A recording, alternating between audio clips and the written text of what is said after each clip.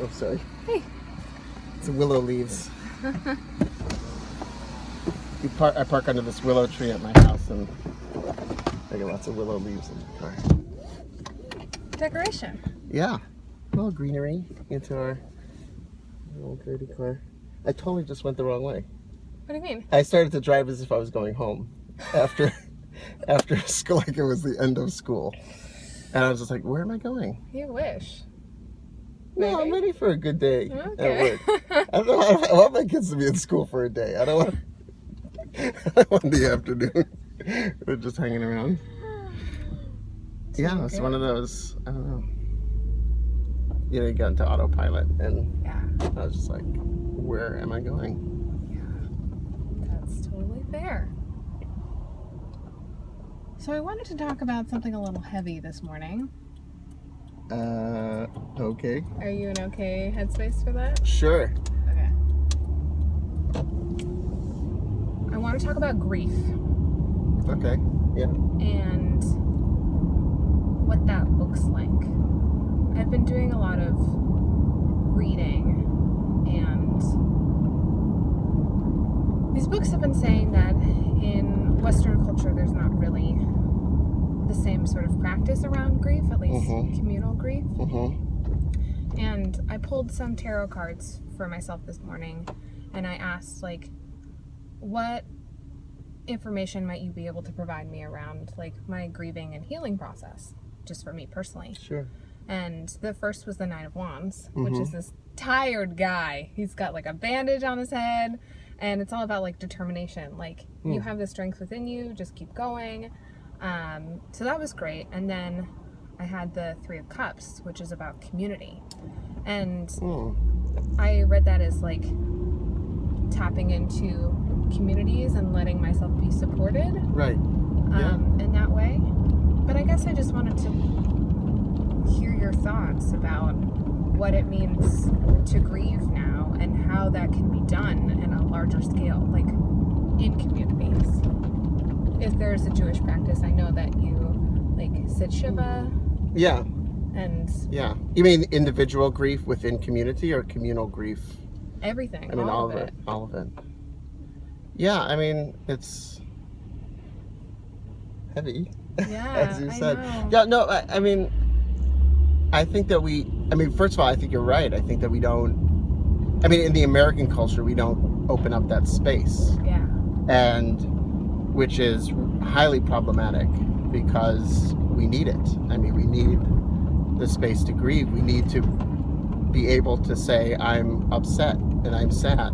Yeah. And we're always wanting to move on. You know, that's the message we get. Right. And it's like, Spiritual bypassing is also in there. yeah, no, exactly. It's just move on. I mean, we call funerals celebrations of life.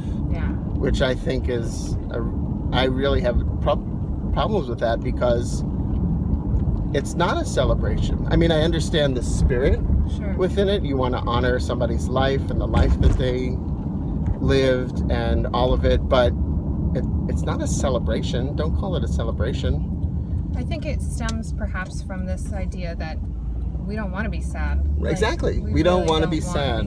We don't want to be sad. We want to be happy. We want to move. We want to move on. We want to, when communal tragedies happen, we just look for causes and try to solve the causes, rather than just being in the grief, in the moment of terrible things happening. And yeah, I mean, within Jewish tradition, we, like you mentioned, we have this period of Shiva, which is really intense, I think, because it's the message that it's saying is you've had a personal loss, and you need to take yourself out of your life for a week. I mean, Shiva comes from the Hebrew word Sheva, for 7, and you have to take yourself out of life. You don't leave your house, you don't go to work traditionally, and I mean, different people will interpret it in different ways. And you also, but part of being Shiva is not just you take yourself out of your life, your daily life, and you don't go to work. Some people have the custom of covering mirrors, so you're not even concerned with vanity or your own appearance. But just taking yourself out of life.